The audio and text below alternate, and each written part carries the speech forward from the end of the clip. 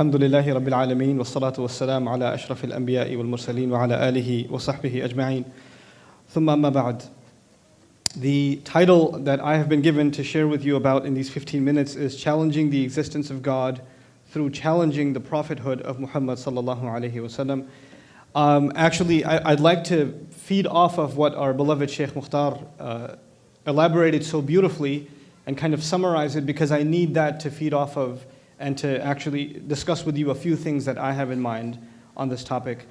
Essentially, in my personal experiences, this is not something based on books and research. It is based entirely on anecdotal, personal experience. My own journey towards faith and friends and others that I've met along the way that have had conversations with me about trouble in believing in God and things like that. Basically, atheism boils down to two issues, where people of faith and people not of faith see things very differently, as far as I'm concerned. And I think one of them was almost completely dealt with in Sheikh Mukhtar's talk, and that is the idea of how we view creation. The idea that a believer sees creation very differently. We're looking at the same sun, the same moon, the same earth, the same existence, the creation of our own selves, down to the same protein, but the conclusions we're reaching are very, very different. For an atheist, it is essentially chalked up to chance and order and chaos, and has no purpose or conscience in and of itself. The entire universe is without conscience, and therefore it is easy to extrapolate from that human beings themselves don't possess a conscience. So the entire idea of right and wrong and morality, all of it can be washed away, because it is entirely up to us to decide what is right and wrong, etc. Right? So a consequence of believing in this chaos is actually it brings the chaos to human existence.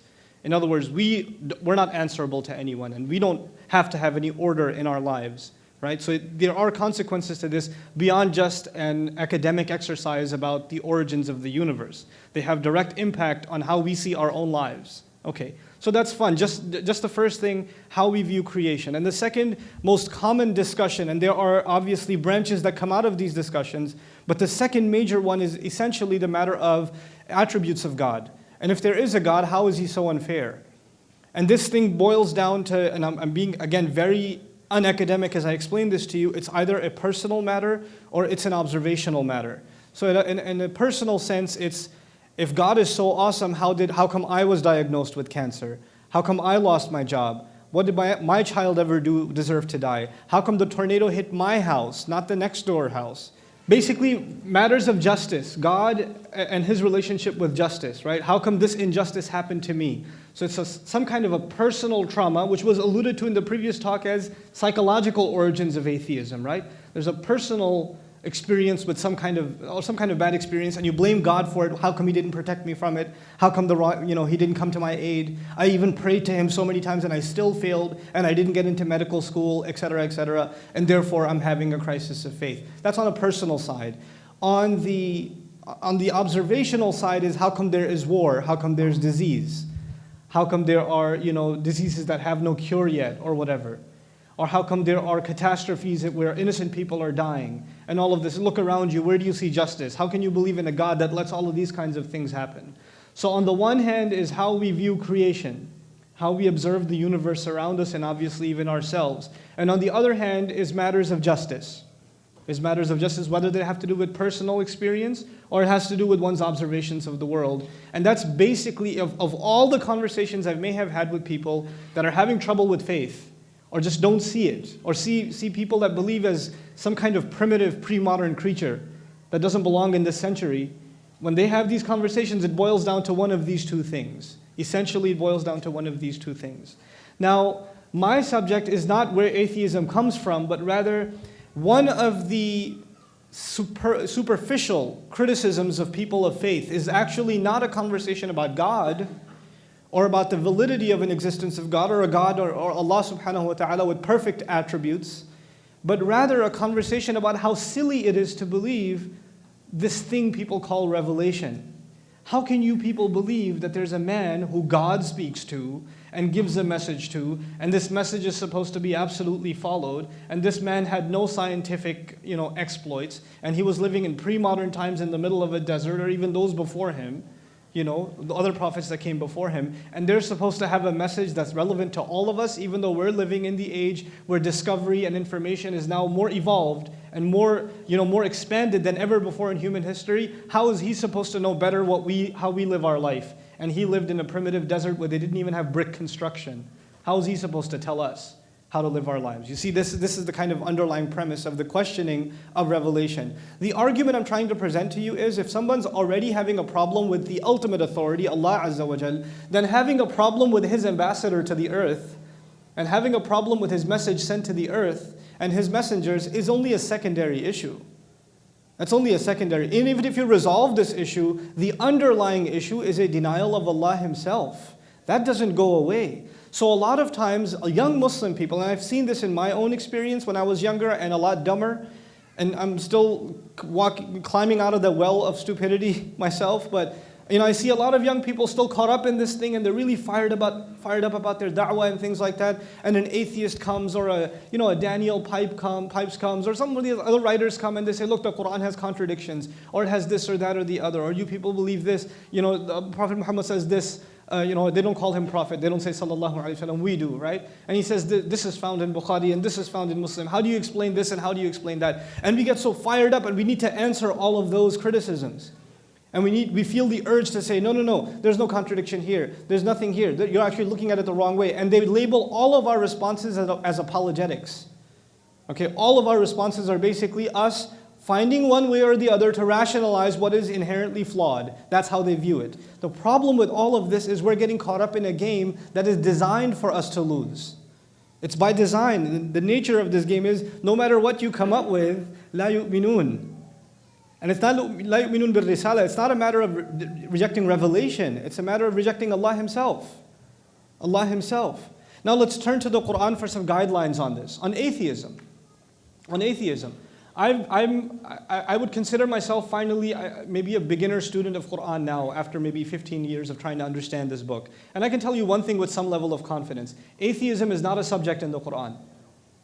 Atheism is not a subject in the Quran. Quran does discuss doubt. It absolutely does. It does discuss doubt. But it discusses doubt in revelation. It discusses doubt in messengers. It discusses doubt in the afterlife.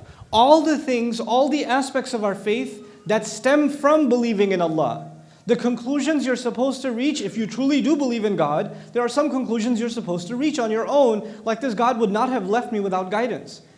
This God cannot be unjust, there must be some mechanism of justice. All those conclusions people doubt, and those are discussed. And when it comes to Allah and doubt, Allah just asks the rhetorical question as though it's not even a valid concern. Afillahi shak? Is there even doubt in Allah? And even that's not, it's not even afi wujudillahi shak.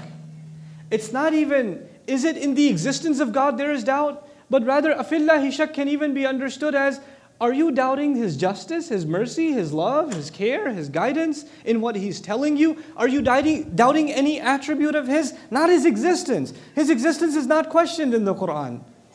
And the answer to that Shaykh Mukhtar referred to from Surah Al-A'raf just hands it to us because it's a natural, part of our being. It was instilled inside of us, the belief in Allah. We have to work to exercise it out of our system. That's our view. Our view of ourselves and our view of the universe around us is fundamentally different. It's fundamentally different.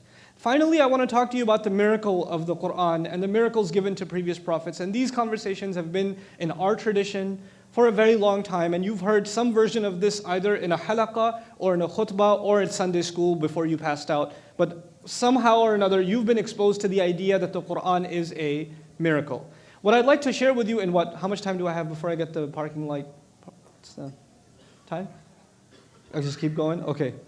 All right, I'm not going to keep going. I'd rather hear from you guys. But what I want to share with you is, when it comes to the miracle of the Quran, what's usually done is that it is the idea of the Quran being divine, right? Here's proof that it cannot be the product of the human mind.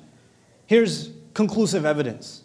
It is usually presented from one dimension or another. Perhaps it's the scientific knowledge it contained. Perhaps it's linguistic perfection. Perhaps it's legal depth. How comprehensively it covers issues like inheritance in such brief language. Perhaps it's brevity in speech. Perhaps it's its imagery. Perhaps it's its power on human beings, its psychological effects. Perhaps it's the impact it had on human history. What other document has had that kind of impact on human history? Perhaps it's its readership or the effects it has on a person individually. Perhaps it's its spiritual power. There are all of these different dimensions of what makes the Quran miraculous. The problem, however, is when we phrase it incorrectly. When you phrase it incorrectly, you're saying the Quran is a miracle because of these reasons. That, in my humble opinion, is phrasing it incorrectly. The Quran is miraculous in more ways than you and I can understand, or perhaps even appreciate in a lifetime. But what I find, I'm phrasing it the way I think it should be phrased. What I find particularly miraculous about the Quran is, and then you fill it in. What I am left dumbfounded with is this. What captures me more than anything else is this. You see, the miracle of the Quran experienced by Umar bin al-Khattab radiallahu ta'ala anhu, when he was listening to the ayat as a disbeliever, hiding behind the veil of the Kaaba, and listening to the ayat being recited by Rasulullah sallallahu alaihi wasallam, that could pretty much even read his mind. He was thinking something in his mind, the Prophet doesn't know he's there, he's just reciting the words. He said, this is a pretty beautiful recitation, this is some good poetry. وَمَا هُوَ بِقَوْلِ شَاعِرِ, He hears it's not the word of a poet. And he didn't say it out loud, but the Quran is being recited saying it's not the word of a poet. He goes, I read my mind. وَلَا بِقَوْلِ كَاهِنٍ, it's not the word of a mind reader. Whoa, read that too. تَنْزِيلٌ مِّن رَبِّ الْعَالَمِينَ. If you were to ask him at that moment, what is the miracle of the Quran? He'd say these ayat. These are the miracle of the Quran. In other words, the miraculous power of the Quran is appreciated at an individual level.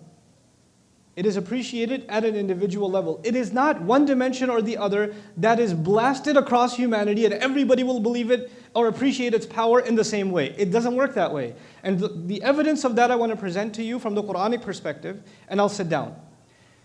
You see, belief in Allah is a composite of two things to us. It's a spiritual reality and an intellectual reality, yes? The belief in Allah Azza wa Jal is on the one hand a spiritual truth. It is something that rests in the heart of the believer. But at the same time, it is something that we call to ala basira, with eyes open. There are fundamental, philosophical, rational, commonsensical evidences based on which we believe in Allah Azza wa Jal, some of which very eloquently and very comprehensively you heard in the last talk. Okay. The same is true of the Quran. Reflection on the Quran and a complaint by Allah Azza wa Jal that reflection is not happening as it should, tadabbur is not happening as it should, is iterated a couple of times in the Quran.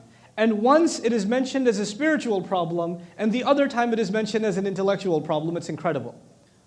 أَفَلَا يَتَدَبَّرُونَ الْقُرْآنَ أَمْ عَلَىٰ قُلُوبٍ أَقْفَالُهَا.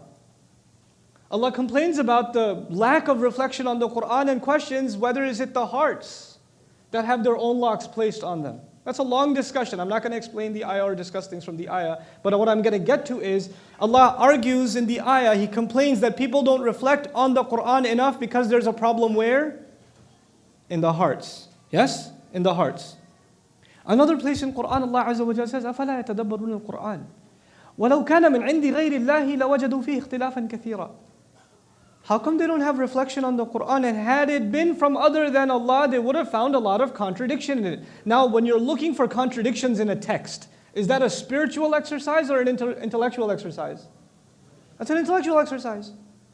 The reflection on the Quran, on the one hand, Allah claims it doesn't happen because people, their hearts aren't in it.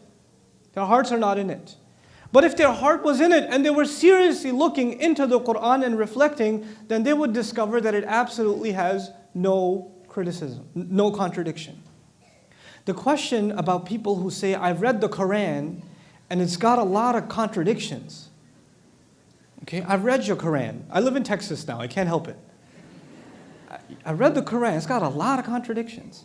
You've read it, but you haven't what? Reflected. You haven't reflected.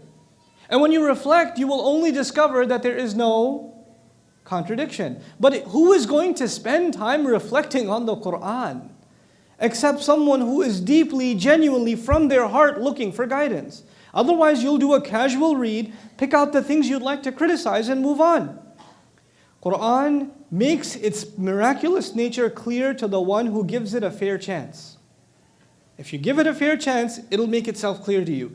So the argument you're having outside of your MSA room with the philosophy club guy, that argument will go on forever. It started when I was there in the MSA.